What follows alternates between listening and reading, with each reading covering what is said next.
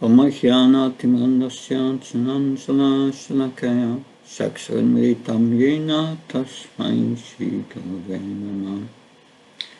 Namam Vishnupadaya Krishna Pastaya Bhuktave Srimate Bhaktivedanta Swami Tinamani Namaste Sarasvata Deve Gauravani Pacharana Nirvishesha Sunyavadi Paskachai Desatarana Srila Prabhupada Ki. So today we will recording in progress. Okay. Today we will discuss chapter 85. Lord Krishna instructs Vasudeva and retrieves Devaki's sons. So we will first read verse 1.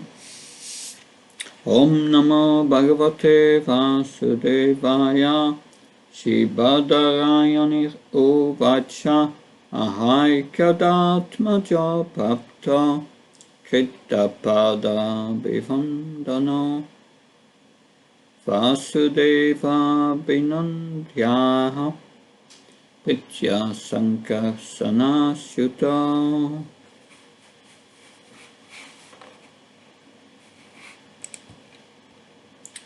Translation.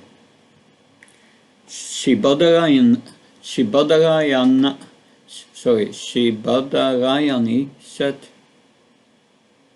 one day the two sons of Vasudeva, Sankarsana and Achyuta, came to pay his respect, bowing down at his feet.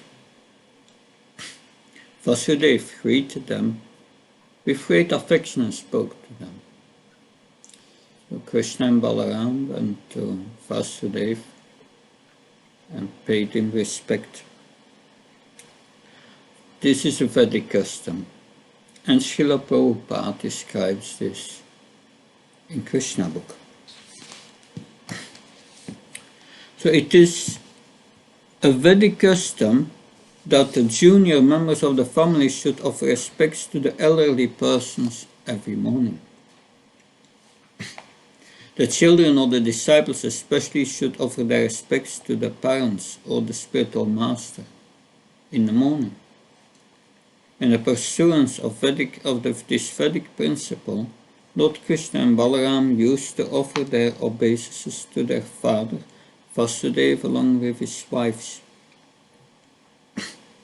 One day after having returned from the sacrificial performances at Kurukshetra, when Lord Krishna and Balaram went to offer their respect to Vasudeva, Vasudeva took the opportunity of appreciating the exalted position of his two sons. So the next verse is explaining the mood of Vasudeva.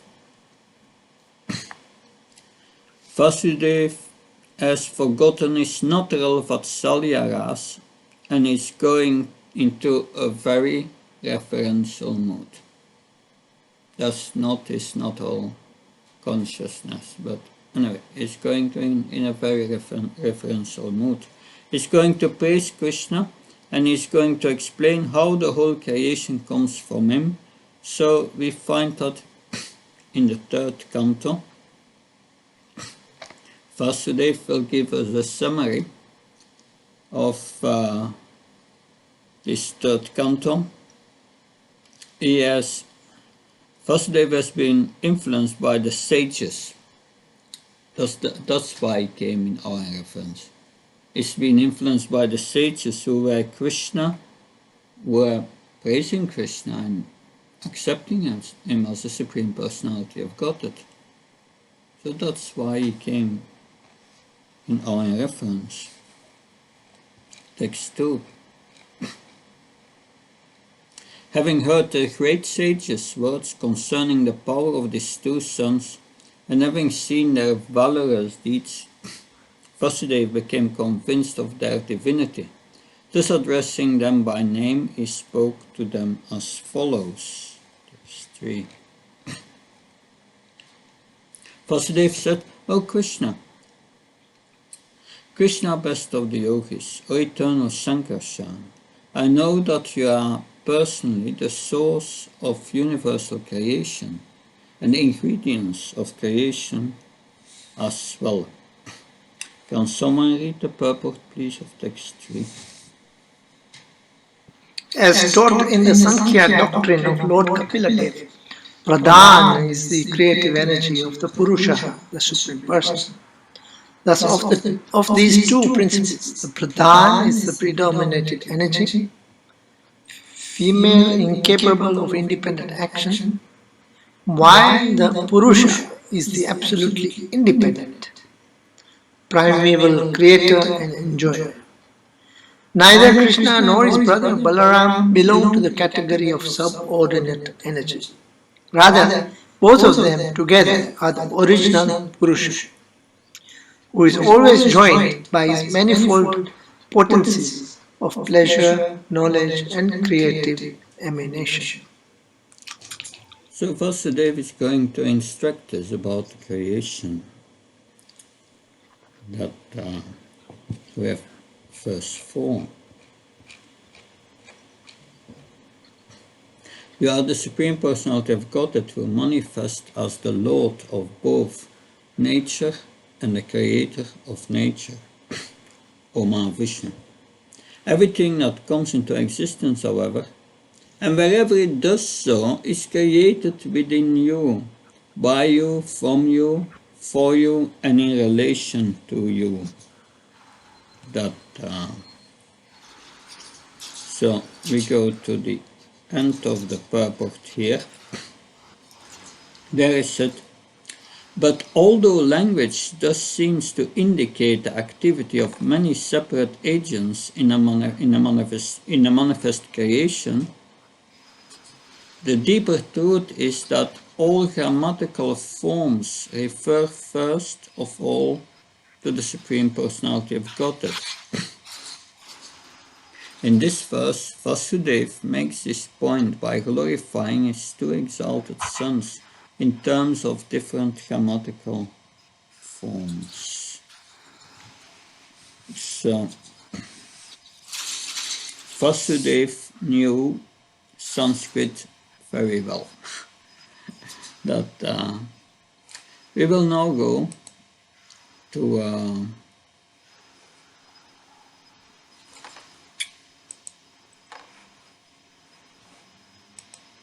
two verses in the Bhagavatam, the prayers of Prahlad Maharaj to Nrsimhadev,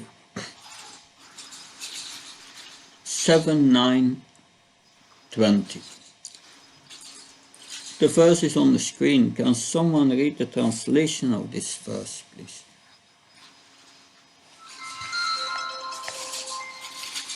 My dear Lord, everyone in this material world is under the mood of material nature, being influenced by goodness, passion, and ignorance. Everyone from the greatest personality, Lord Brahma, down to small ant, works under the influence of these moods. Therefore, even even material world is influenced by your energy. The cause for which they work, the place where they work, the time when they work, a man which they work, the goal of life they have considered final, and the process for obtaining this goal. All are nothing but manifestation of your indeed, since the energy and energetic are identical, all of them are but manifestation of you. So all are nothing but manifestations of your energy. So no matter what you are doing, there is a relationship. Everyone is due to Krishna, and it is for Krishna as it is his energy. This is how to see Krishna everywhere. Of course, we have also the 4th verse of Srimad Bhagavatam Satashloki, that one should search after the absolute truth in all places and all times. So devotional service is applicable everywhere. Then we go back to the Bhagavatam. We go to text 5. O transcendental Lord, from yourself you created this entire variegated universe, and then you entered within it in your personal form as a super soul. In this way, O unborn Supreme Soul, as a life force and conscience of everyone, you maintain the creation.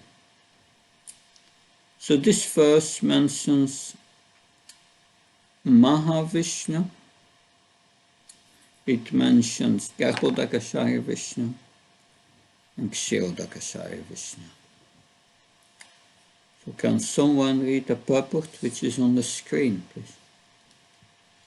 When creating the material universe, the Lord expands himself as the Paramatma. When creating the material universe, the Lord expanded himself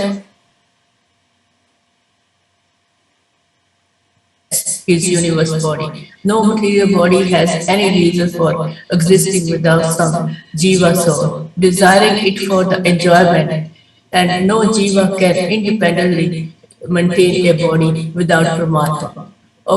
Occupy him there for guidance. The Vaishnava Acharya, in their commentaries on the second canto of Srimad Bhagavatam, explained that even before Brahma is born from the lotus navel, the Garbhodakshya Vishnu, he first accepts the whole material energy, the Mahatattva, as the body. Thus, Brahma is the Jiva embodied by the universe, and Vishnu is Paramatma who join him. Brahma must organize the specific manifestation of creation, but he cannot begin to do so until Lord Vishnu expand himself again and into subtle energy of action, which is the Sutra Tattva, or original vital air, and also into the creative energy of consciousness, Buddhi Tattva. Yeah, that's quite technical, not so easy to understand, but the last part is how Krishna's Kshirodakashaya Vishnu enters in every atom. So we see here Vasudeva. Nothing could change Nanda Maharaj's prema, but Vasudeva got influenced by these sages. That text 6. Whatever potencies in the life air and other elements of universal creation exhibit are actually all personal energies of the Supreme Lord, for both life and matter are subordinate to him and depend on him, and also different from one another. Thus everything active in the material world is set in motion by the Supreme Lord.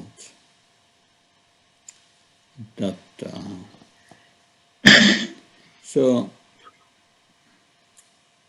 that means everything is his energy, and he puts everything in motion, and that at every level. The glance of the Lord has to be there. So we have heard all that in previous cantos. This is not new. So this is the purport. Can someone read the purport, please?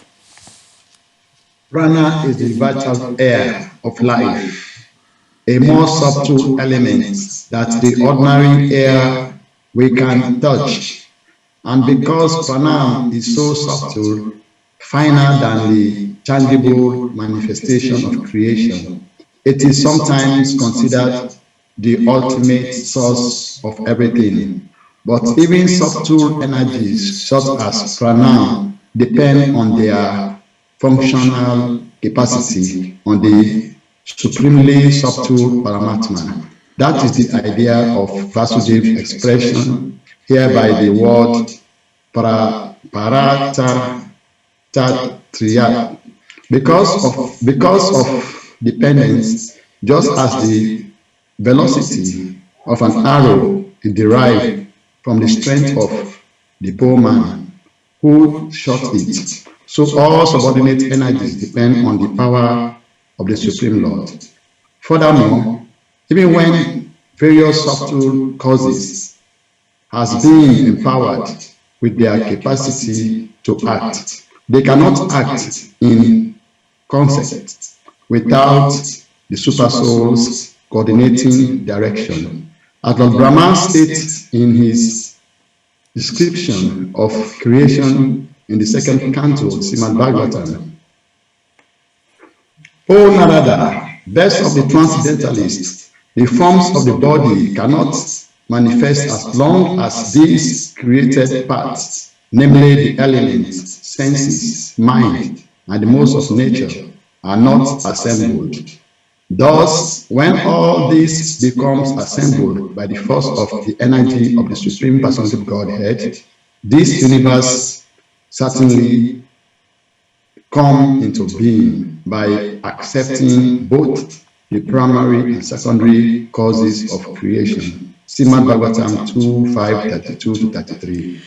So we can remember here this analogy of the velocity of an arrow. It gets its speed, its velocity, because it is shot by someone, by a person, that and so the whole creation, all is the energy of the Lord, but it goes on by the force of the Supreme Personality of Godhead. That we have also a commentary of Vishwanath Chakravarti Thakur. But the prana and jiva are well known as the maintainers of the universe, not me. This verse answers that prana and other items, pranadi, is mentioned because prana consists of many subcategories. Not only are prana and jiva famous as the maintainers of the universe, but they are also famous as the creators, Vishvashriyam. But their energy is from the Supreme Lord, Parsya, because they are dependent in nature, just as the arrow of power to pierce an object is actually the power of the person firing the arrow. So in the purport, that analogy comes also from Vishwanath Chakravarti Thakur. But the prana and jiva depend upon their presiding deities, so why should one conclude that they are dependent on the Lord? Certainly, there is similarity of the presiding deities with prana and jiva, as the prana and jiva action and knowledge gathering senses are material, so the presiding deities are also material. Therefore, all these energies are under the Supreme Lord, because he is composed of consciousness. The prana and jiva, as well as the presiding deities, are material, and dull matter is known to be dependent on consciousness. But if prana and jiva do not have any power of their own, then how is it that they produce action? Action is just the movement of prana and buddhi, the movement of the action and knowledge senses, but does not indicate that they have inherent power, just as the arrow moves not by its own power, but by the power of the bowman. The bowman gives the power to the arrow. So now verse 7. Verse 7 is going to describe light, fire and air. So Vasudeva is analyzing all the elements. So it's saying that the glow of the moon, the brilliance of fire, the radiance of the sun, the twinkling of the stars, the flash of lightning, the permanence of mountains, and the aroma are sustaining power of the earth. All these are actually you. So this is very similar to Bhagavad Gita. That, so you have this quote here from Svetashvatar Upanishad, and then Bhagavad Gita 15:12. That so Svetashvatar Upanishad. There in the spiritual sky the sun does not shine, nor does the moon, the stars or lightning we know as we know them. What to speak of ordinary fire? It is by the reflection of the spiritual sky's effulgence that everything else gives light, and thus through its radiance the entire universe becomes luminous. Of course, the effulgence, the Brahmajyoti, is the effulgence of Lord's body. So, and then we have Srimad Bhagavatam 15:12. The splendor of the sun, which dissipates the darkness of this whole world, comes from me, and the splendor of the moon and the splendor of fire also comes from me. That so I was thinking there was also a reference to Bhagavad Gita.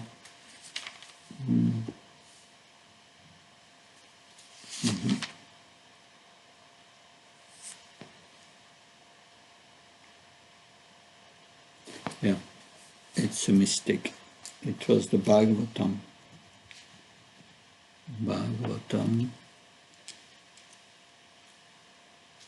Yeah, Srimad Bhagavad Gita. Bhagavad Gita 15:12. We just read it. Yeah, that's okay. I just missed a number here. It's Bhagavad Gita 15:12. So the next verse is about water and taste. Verse 8. Professor Maharaj, Yes? Maharaj, in the purport, I just want to ask, what is lightning and what causes lightning? Lightning. In which purport? The same purport, chapter 7. Yeah. Here. So there the sun does not shine in the spiritual sky, nor the moon. No, the first paragraph, Sri Vyasadeva is telling Krishna that he is the essence of the sun, moon, stars, lightning, and fire. Yeah. What is lightning? Lightning, when you have a lightning is produced during a storm. A lightning is coming from the clouds. What causes it? What causes it? Yeah, that this is physics. That it normally it's caused by you have a cloud with a higher temperature and with winds with a higher temperature and higher pressure. Is coming in contact with clouds coming from a lower pressure and they have a different temperature, and one cloud is loaded positively and the other negatively. That's electricity, and they come together and you have a short circuit. And then the lightning is produced. I think you must learn that. Did you not learn that in the primary school, this thing? No? Yes, Maharaj, I learned it in physics. Okay, but here it is said that, it's due to Krishna that this can be produced. That because even the illumination from the lightning comes from Krishna's Brahma Jyoti. Anyway, it's good to know. Thank you, Maharaj. Hare Krishna, text 8.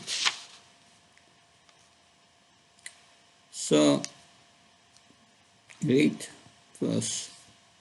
will read verse 8 here.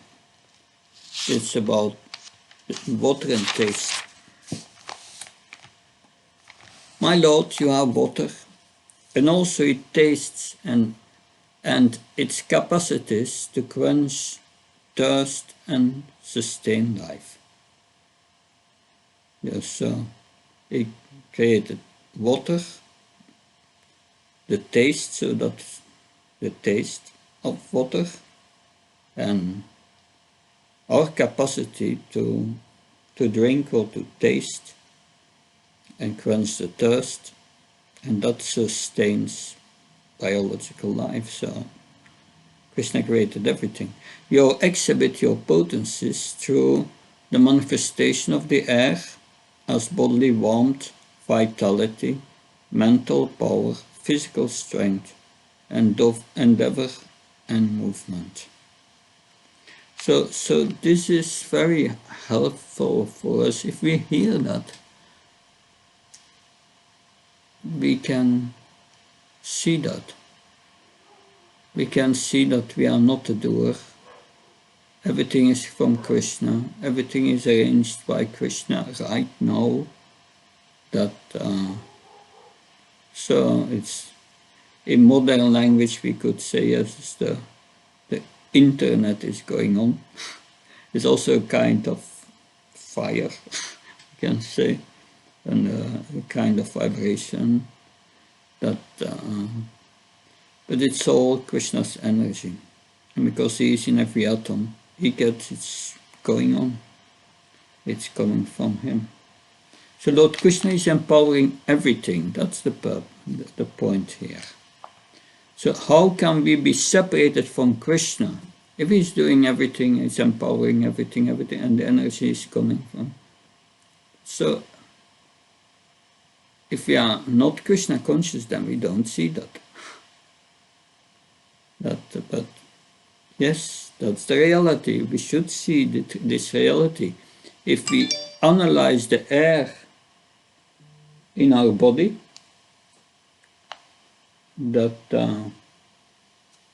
if we analyze the air in our body, then we can see how Krishna is there. Verse 9 is about sound and ether. Sound. You are the directions and their accommodating capacity, the all-pervading ether and the elemental sound residing within it. You are the primeval, unmanifested form of sound, the first syllable Om, an audible speech by which sound as words acquires particular references. That so about sound, important element. Can someone read the purport, please? In accordance with the general process of creation, speech always becomes audible in stages which proceed from subtle inner impulse to outward expression. These stages are mentioned in the mantras of the Rig Veda. Discriminating Brahmanas know of the 4 progressive stages of language. 3 of these remain hidden within the heart as imperceptible vibrations, while the 4th stage is what people ordinarily understand as speech.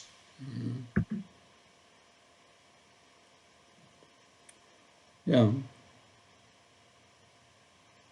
It proceeds from the subtle inner impulse to the outward expression. That inner impulse, we want to speak, and then comes out. The Lalita and Pretty Maya, please. Hare Krishna. What does this mean, Maharaj? Like it remains hidden within the heart as imperceptible vibrations. So this means which does not come outside, or we are not able to understand those things. So let us read again. Discriminating Brahmins know 4 progressive stages of language. 3 of these remain hidden within the heart as imperceptible vibrations, while the 4th stage is that with ordinarily understood as speech. So what it is said here, before we speak, a lot of things, there are stages before that. Yes, first of course it's on the subtle platform. We desire to speak, and then what we want to speak is there, and then we push for the action, we speak, and then it comes out. So what is 3 hidden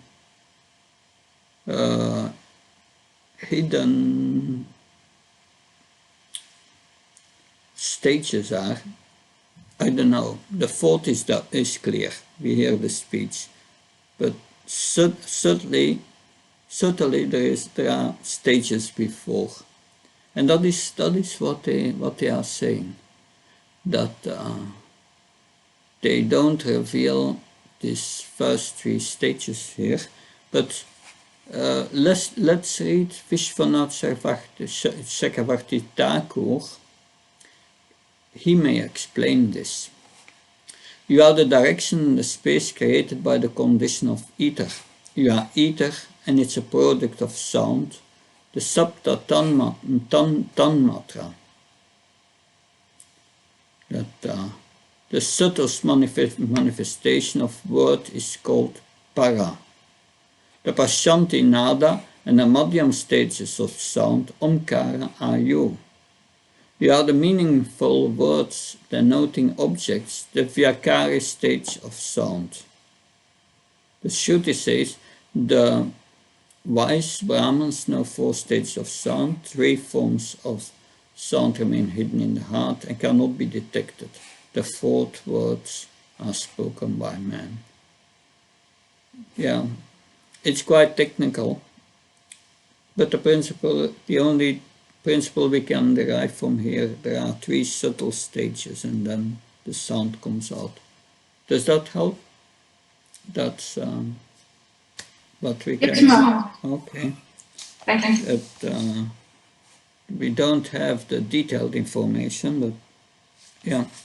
But from the Uddhav Gita, in the Uddhav Gita we will find more information. There is a little more explanation about these 4 levels of speech. I do not remember the verse, but you will hear that later when we discuss Uddhav Gita. So the first one is in 3 different chapters. The first chapter in which speech comes is in the Murlidhar chapter, and the second place is in the Nehru chapter, and the third is in the Heart chapter. It is called Vyakari of speech.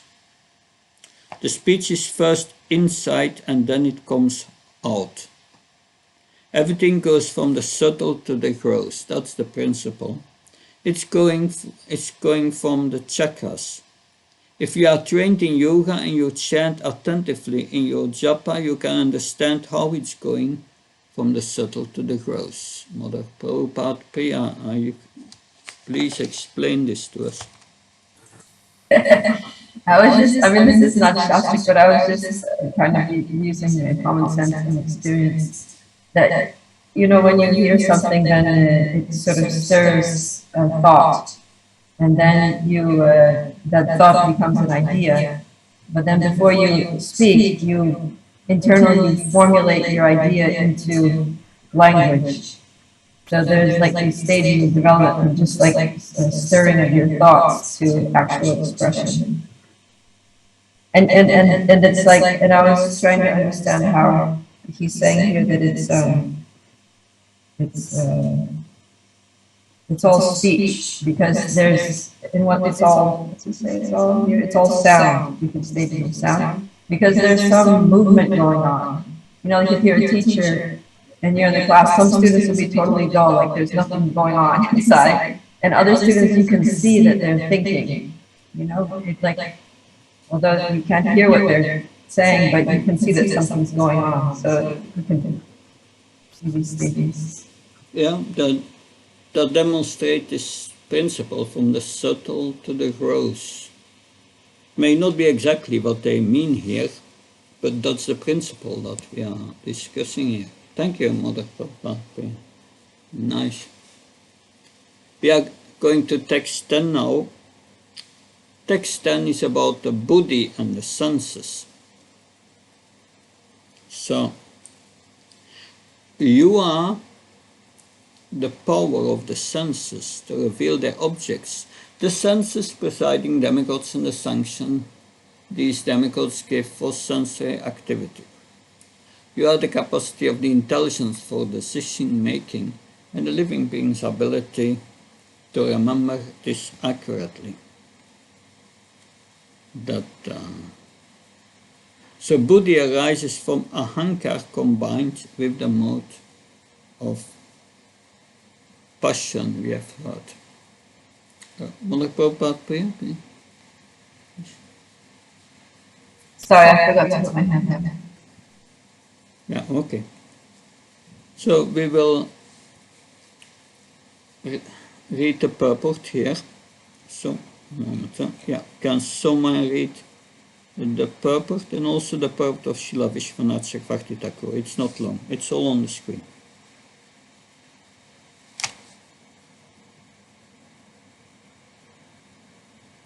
Srila Vishwanath Chakravarti points out that whenever one of the material senses is involved with its object, the presiding demigod of that particular sense organ must give his sanction.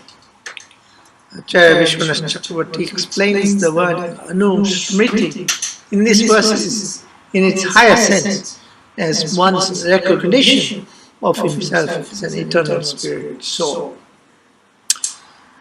You are the senses' power to reveal objects, the presiding deities of the senses, their favor in revealing objects, the power of intention, our bodha, and the power of recollection concerning the soul.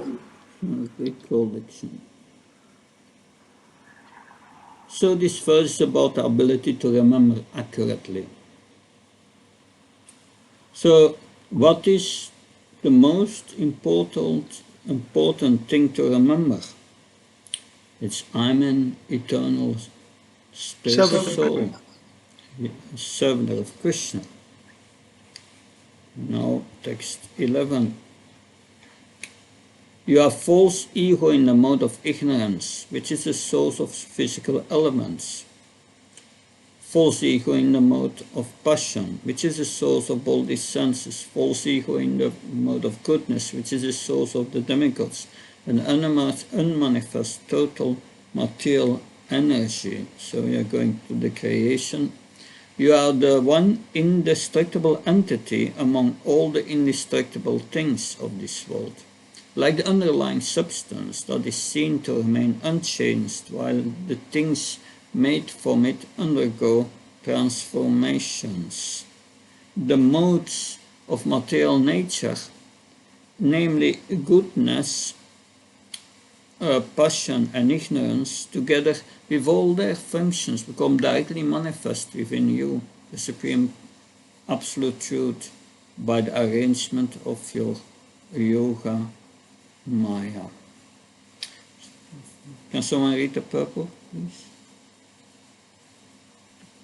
Vasudeva's description of how the Supreme Lord expands himself into the products of the three material modes may possibly be misunderstood to imply that he is touched by the modes, or even that he is subject to destruction. To negate these misunderstandings, Vasudeva states here that the three modes and their products function by the arrangement of Lord's creative energy, Yogamaya, who is always completely under his control. Thus, the Lord is never tainted in the least by any material contact. Thank you. So, Srila Vishwanath Chakravarti Thakur, he quotes Krishna as if saying, if I'm Pradhan, then I will be subject to change, just as the Pradhan transforms into object of this world, as Pradhan is the cause of the universe.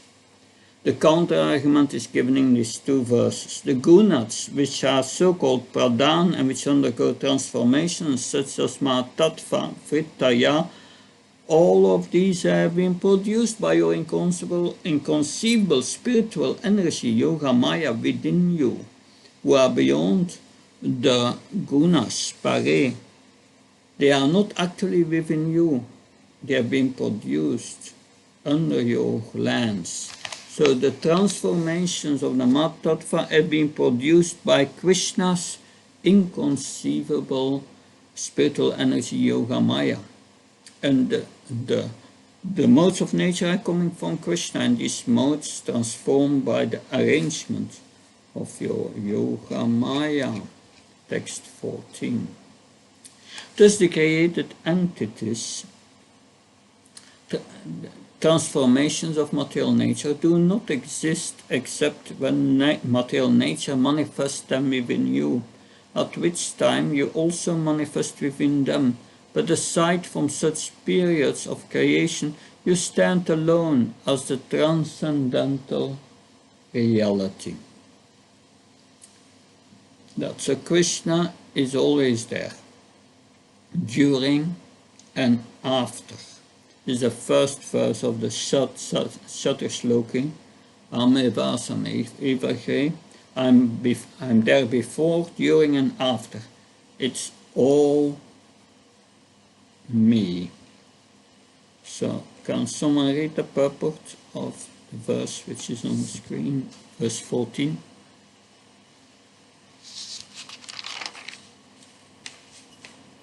When the universe is wound up at the time of its periodical annihilation, all the inert objects and bodies of living beings that hitherto were manifested by the Lord's Maya become disconnected from his sight. Then, since he maintains no association with them during the period of universal dissolution, they in fact no longer exist. In other words, material manifestation have real functioning existence only when the Lord turns his attention to the creation and maintenance of the material cosmos. The Lord is never within these objects in any material sense, but he does mercifully pervade them all as the impersonal Brahman, and as the Paramatma, he enters within every atom and also accompanies the Jiva souls in their individual embodiments. As the Lord describes in his own words in the verses of Bhagavad Gita 9.4 to 5, by me in my unmanifested form, this entire universe is pervaded. All beings are in me, but I am not in them. And yet everything that is created does not rest in me. Behold my mystic opulence, although I am the maintainer of all living entities, and although I am everywhere, I am not part of this cosmic manifestation, for myself is the very source of creation. So in the 11th canto, there it is stated as long as the Lord glances on the creation, it will continue to exist. But he's always glancing, he's maintaining by glancing. Text 15. They are truly ignorant who, while imprisoned within the ceaseless flow of this world's material qualities, fail to know you, the Supreme Soul of all that be, as their ultimate sublime destination. Because of their ignorance, the entanglement of material work forces such souls to wander in the cycle of birth and death. So now he's talking about the Buddha Jiva, who is stuck in this world. Can someone read the purport, please?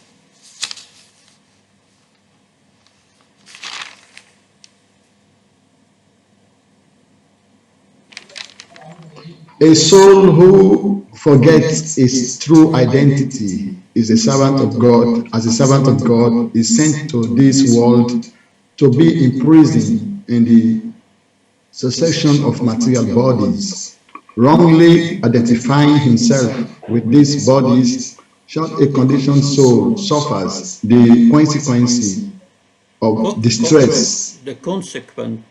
the consequence of distress of karma, action and reaction.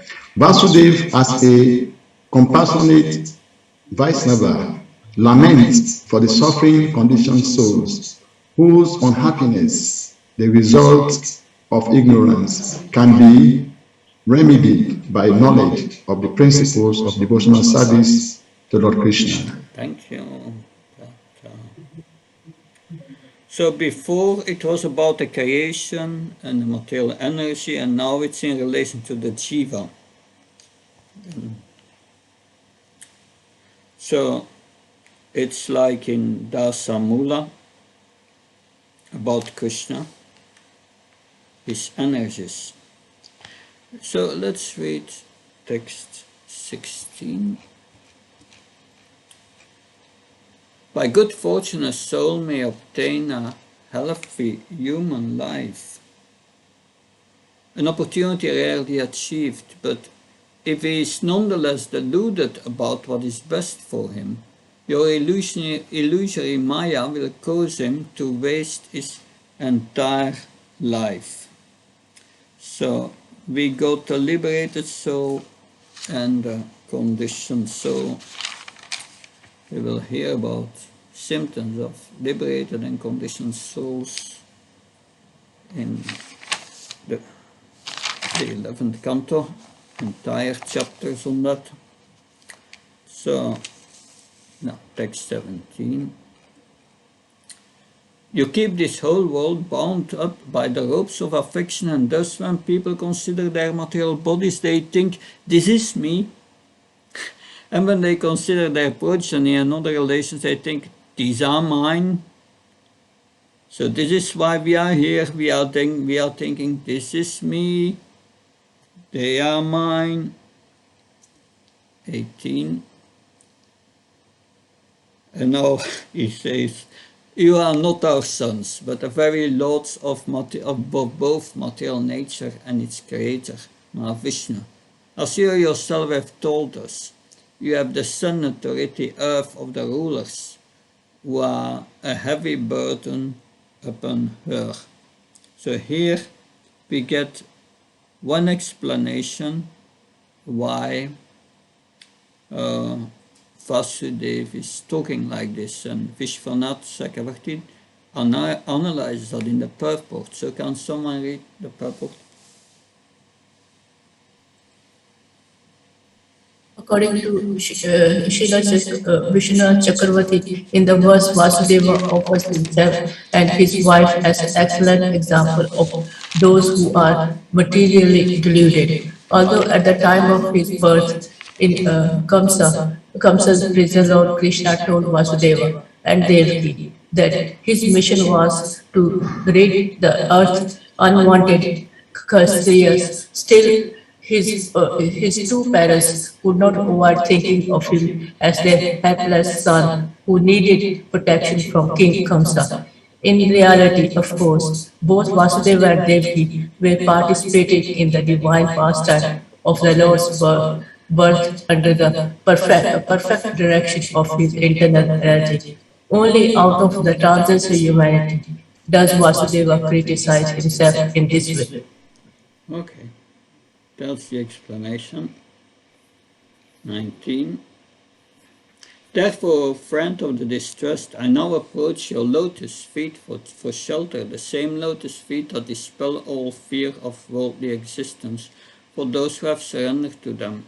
Enough with hankering for sense enjoyment, which makes me identify with this mortal body and think of you, the Supreme, as my child. So, purport. Srila Jiva Goswami suggests that Vasudeva condemns himself here for thinking of trying to gain special opulences because he is the father of the Supreme Lord.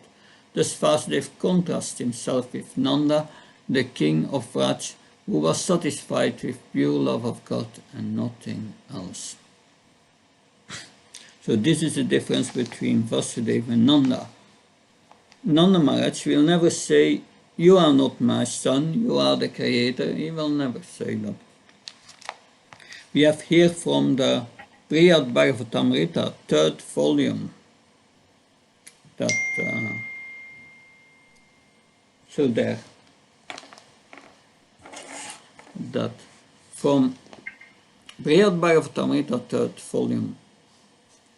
Let my praise Krishna smooth as an ordinary friend which does away with respect and reverence and expand their pure love for him. Some Vaishnavas may remain doubtful, thinking love of God can develop to its full potential only by specific knowledge of the Lord's greatness, not by conceptions of him in worldly relationships such as that of a son.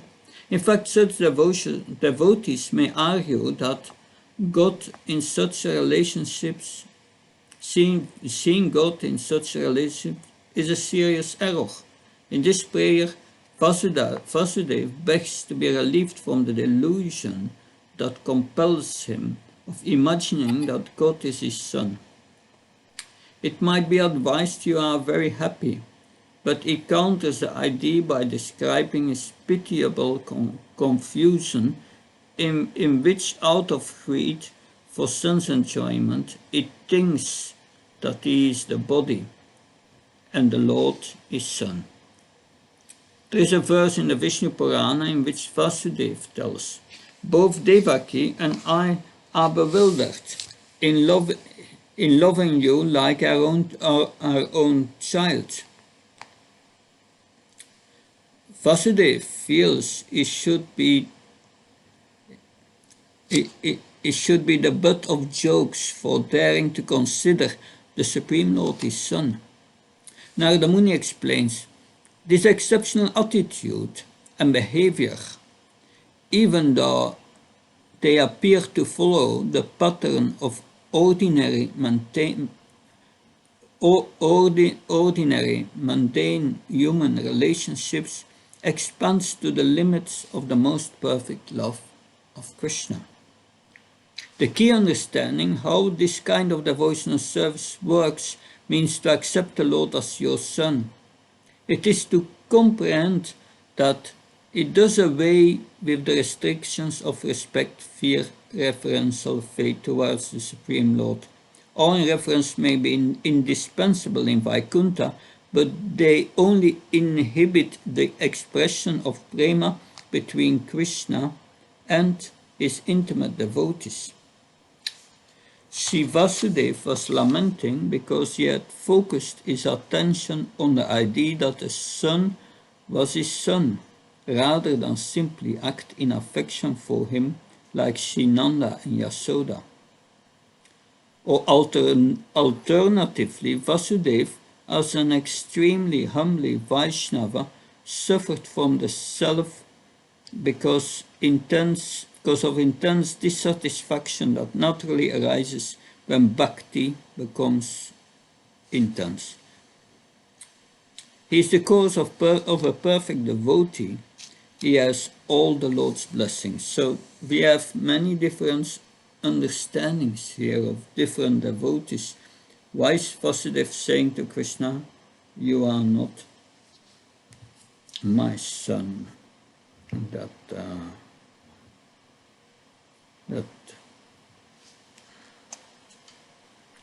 So this is a quote from Mother Sakti Svarupini about these subtle stages of sound. The finest state of sound, called Paravak, is perfect. In Gaudiya Vaishnava philosophy, this Paravak is the sound of Mahavishnu's breathing, which precedes the appearance of the universe. The next phase of sound is called Pashantivak. There is only a slight difference between the state of Para and that of Pashanti. Both are transcendental, but in Pashanti The subtle form of the universe is seen within sound as the primeval artha, or object of desire. The word pashanti means one who sees. Note, prior to his act of creation, Lord Brahma sees the subtle universal form after meditating upon the divine sound tapa tapa. In this state, his power of desire still remains dormant, but it is nonetheless the direct cause of the universe, which will be manifest as both idea and speech. Desire, idea, speech. This language of silence is a universal language. It is the source of all language and speech. The third state of Vak is called Madhyam, meaning that which is intermediate. This state of speech is neither transcendent, as in Pashanti, nor completely manifest, as is Vaikari, the grossest states of sound. It is between these two stages. Finally, the fourth stage of speech is completely manifest and audible. So there you have more information on this four. Mother Shakti Swarupini, can you post maybe in the chat the reference from where you have found that? Oh, it was sent by Sitarani Mataji. Okay, but so Sitarani can give us the reference later. Yes, Maharaj, it is from Mimamsa philosophy. Mantra philosophy. Yes, Maharaj. It's a folio. I will share the reference later. Yeah, you can share it later. Thank you for looking at this. Nice reference. It requires deeper meditation to really understand it. That now text 20. Indeed, I see someone. Yeah, okay, it's good now. Indeed, while still in the maternity room, you told us that you, the unborn Lord, had already been born several times as our son in previous ages. After manifesting each of these transcendental bodies to protect your own principles of religion, you then made them unmanifest, thus appearing and disappearing like a cloud. O supremely glorified, all-pervading Lord, who can understand the mystic, deluding potency of your opulent expansions? Well, here we have the commentary of Vishwanath Chakravarti Thakur on that verse. Can someone read this verse, please? This commentary of Vishwanath Chakravarti Thakur. I am the Supreme Lord, and I became your son. So how can this be entanglement or repeated birth for you? In the maternity room, you told us, have appeared from the pair of you two repeatedly, Anu Yuga, as Sutapa and Krishna, then as Kashyapa and Aditi, and now as Vasudeva and Devaki. Creating all those bodies for us, you become our son. But being unattached like the sky, you give us up. You do not stop being born. Therefore, who can understand the powers, Vibhuti Maya, of the Supreme Person, Supreme Lord? Bhumna. Thank you, that's nice. Thank you. Then text 21. Sukadev Goswami said, having heard his father's words, the Supreme Lord, leader of the Sattvatas, replied in a gentle voice as he bowed his head in humility and smiled. That. So, someone can read the purpose, 21.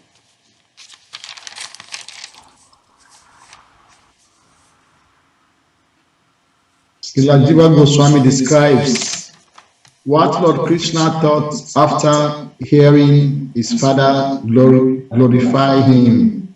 Vasudeva has been honored with the eternal role of my father. Sometimes even demigods like Brahma cannot aspire for. Therefore, he shouldn't be absorbed in thinking of my godly aspects. Moreover, his reverence greatly embarrassed me. It was to avoid the very situation that after curing cancer, I made a special offer, a special effort to reinforce their pure parental love for me and Balaram. But now, unfortunately, the statement of these sages threatening to revive some of Vasudev's and Devaki's previous awareness of my majesty. Yes. So it happened once before. It's not the first time.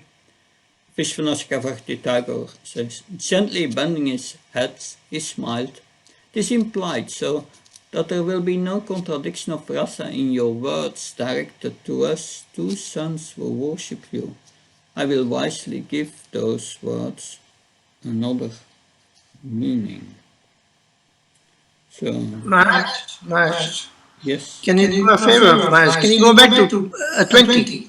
Just up a bit, 20, where it was said about three lives of one. Okay, you've gone too far. Okay. Little bit more. That's it. First was Sutapta, and then with It high. was in the purport, huh? Yeah. Here in Okay. the purport. Here. Okay. Sutapa and Prishni. Kashyapi Aditi, and then Vasudeva and Devaki. Sutapa and Kashyapa. Aditi. Yes. Okay. Thank you, Maharaj.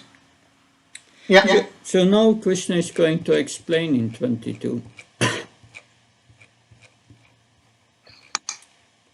The Supreme Lord said, my dear father, I consider your statements appropriate, since you have explained the various categories of existence by referring to us, your son.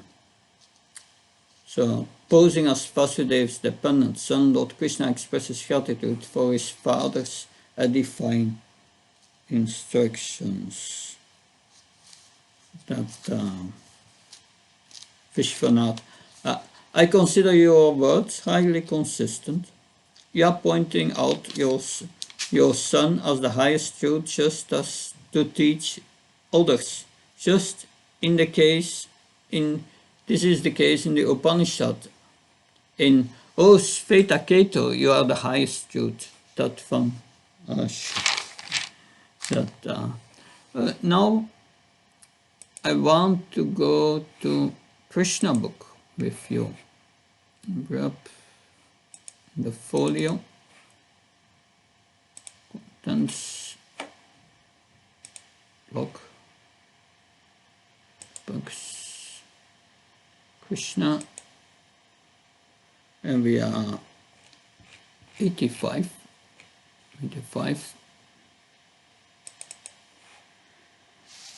En daar we hebben een ja, Vasudev. Hier het is.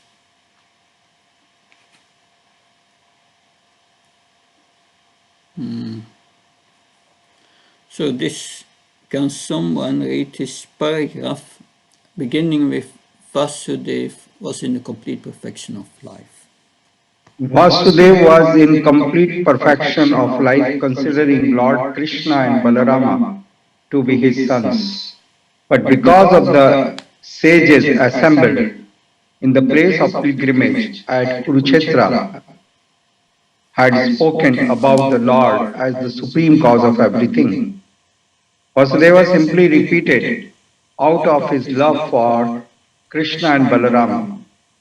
Lord Krishna did not wish to detract from his relationship with Vasudeva as father and son. Therefore, in the very beginning of his reply, he accepted the fact that he is the eternal son of Vasudeva and that the Vasudeva is the eternal father of Krishna. After this, Lord Krishna informed his father of the spiritual identity of all living entities. He continued, "My dear father, everyone and everything, including me and my brother Balarama, as well as all the inhabitants of the city of Dwarka and the whole cosmic manifestation, are exactly as you have already explained, but all of us are also qualitatively one." Yes, but Vasudev was emphasizing the difference.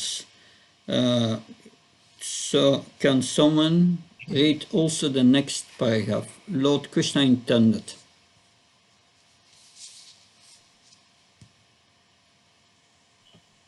Lord Krishna intended for Vasudeva to see everything with the vision of a Mahabhagavata, a first-class devotee, who sees that all living entities are part and parcel of the Supreme Lord, and that the Supreme Lord is situated in everyone's heart. In fact, every living entity has a spiritual identity, but in contact with material existence, he becomes influenced by the material modes of nature. He becomes covered by the concept of the bodily life, forgetting that his spirit soul is of the same quality as the Supreme Personality of Godhead. One mistakenly considers one individual to be different from another simply because of their material bodily coverings. Because of the differences between bodies, the spirit soul appears before us differently. Thank you. So we are going back to the Bhagavatam. Text.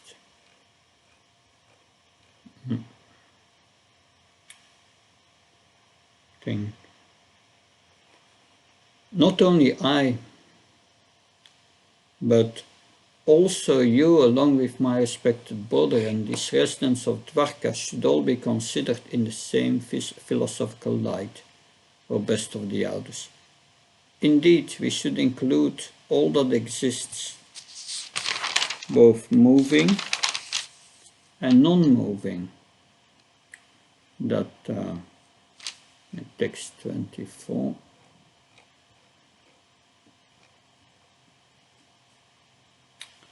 The Supreme Spirit Paramatma is indeed one. He is self-luminous and eternal, transcendental and devoid of all material qualities, but through the agency of the very modes, he has created the one supreme truth manifest as many among the expansions of the modes. So we are going to the entire Dasamula, that and Ashintya Veda Veda Tattva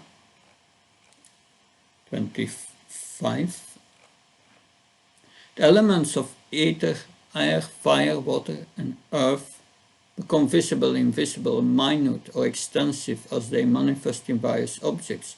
Similarly, the Paramatma, though one appears to be many. Can someone read the purport, please?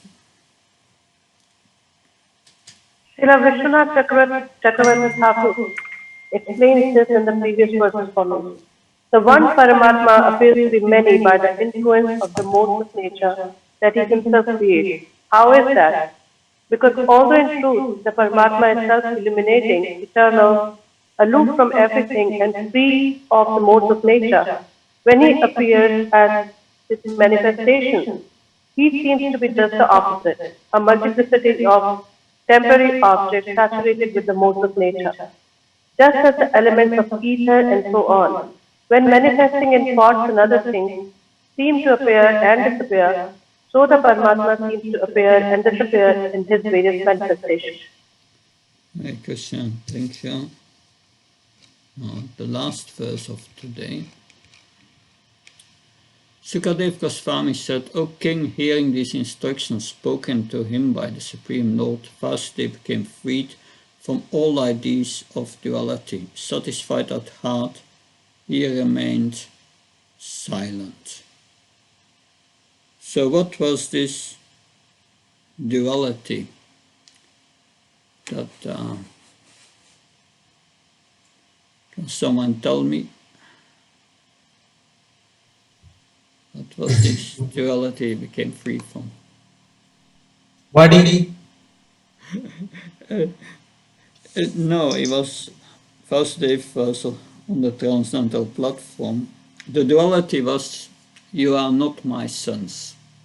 He became free from that duality. That we will read the purport. Having given up this concept of existence of diverse entities, vinashta nanadi, thinking it is true, all this universe is one Brahman. So in the way, my two sons are also the supreme.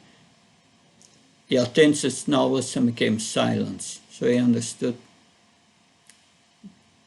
they are my sons, but they are the supreme. So he became, and that's Jiva Goswami. After hearing instructions of the Lord in order that Vasudeva remains seeing him as his son while hiding his powers as the Lord. So, so this duality is gone. He sees, they are my sons and they are the Lord.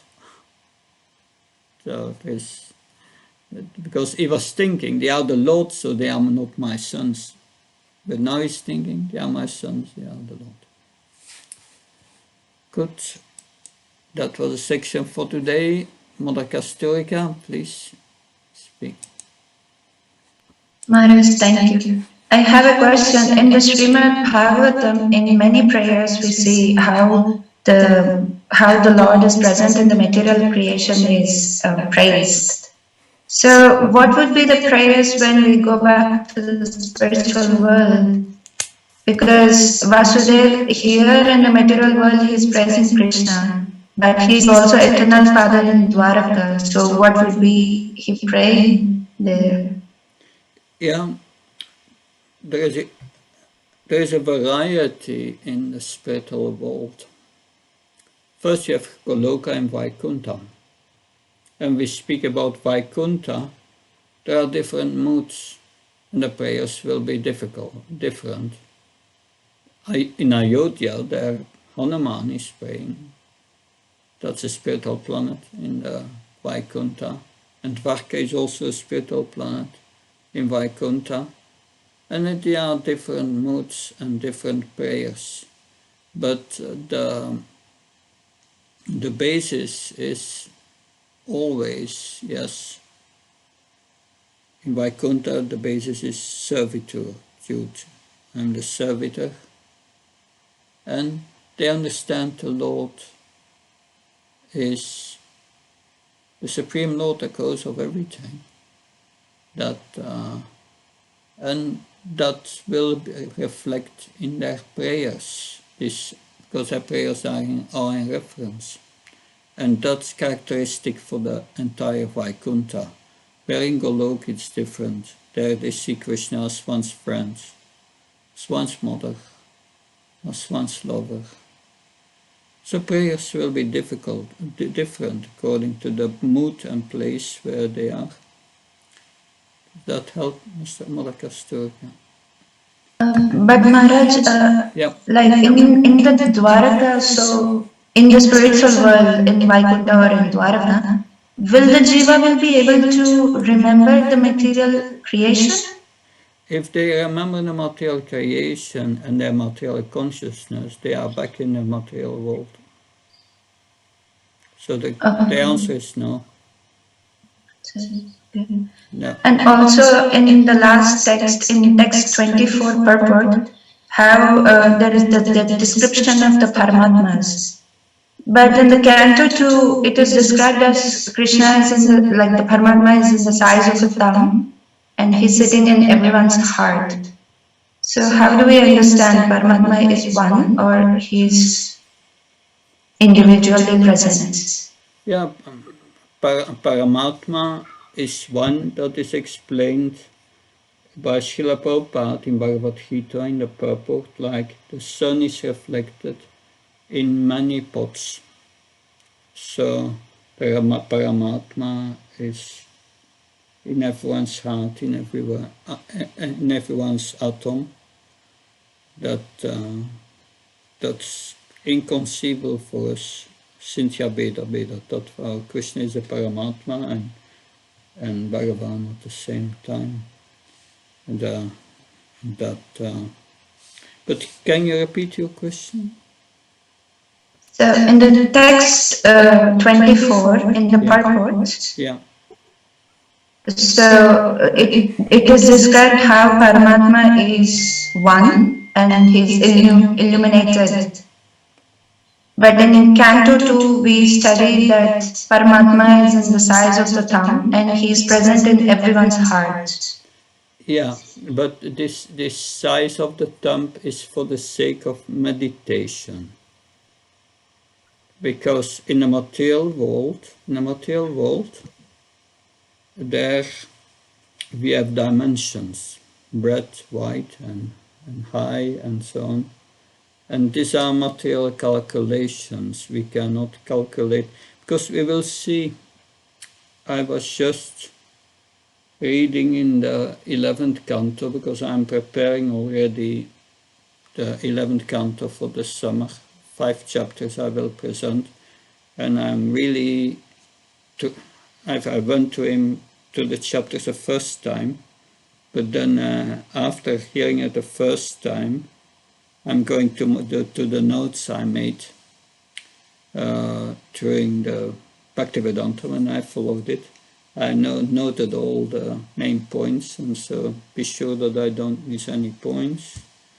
And then I hear the classes, the recorded classes, and after that I'm doing some research on certain topics. So it's a deep study. But there you find that also in a verse in the 3rd or 4th canto. And that is Krishna is the soul of the soul, is the soul of our heart, is the soul. And I just read also in the 11th canto, chapter 15, how the yogis meditate and they see the super soul within their soul. So in Bhagavad Gita he said that the soul cannot be cut to pieces, cannot be split, but still Krishna is in the soul. So that's inconceivable for us, but we cannot be separated from Krishna, not in the material nor in the spiritual world. So we cannot calculate this materially. We think in terms of material laws, and Krishna has created these material laws, but the transcendental, the spiritual, is beyond these material worlds, material laws. So there is, and that's for us inconceivable, because the transcendental, because is not according to the logic of the material world, but is translogical, is above. And we think we are conditioned in our frame, and we think only this material world is what exists. But there is a metaphysical level, and that we can only begin to understand when our consciousness enters into transcendence.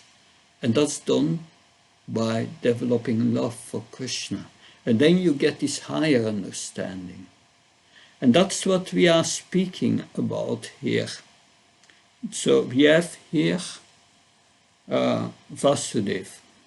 Vasudeva, he speaks now about the creation and so on. But the higher knowledge comes through the love. And the higher jnana lies in our relationship with Krishna. And that's on the transcendental platform. And that's a higher knowledge. When you get that higher knowledge, that then we can start to understand these things. But with our brain is material. With something material, you cannot understand something transcendental. So, what's the way? Krishna gives the intelligence from within, the realization from within.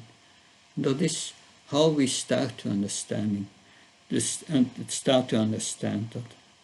But nevertheless, the Bhagavatam here helps us by this jnana to understand that it is asintya bheda bheda tattva. So we can understand it's on a material level, we can understand it's inconceivable for us. But that inconceivable aspect will be realized when we get a higher knowledge of prema. And when you get prema, still you will not be able to understand everything because we are still minute. But we will get a good understanding, a basic understanding of the spiritual reality. Does that help to understand that? Thank you, Maharaj. Thank you so much. Yeah, I try my best to explain it. Yes, Shyama Jyoti Krishna Prabhu, please. Hare Krishna Maharaj. Just an example of Guru Maharaj gave once upon a time about the plane. The aeroplane, when they go, they have a different set of lights, and not like the cars which are on the road. They have to obey red light or go when it's green light, amber, okay, take a chance.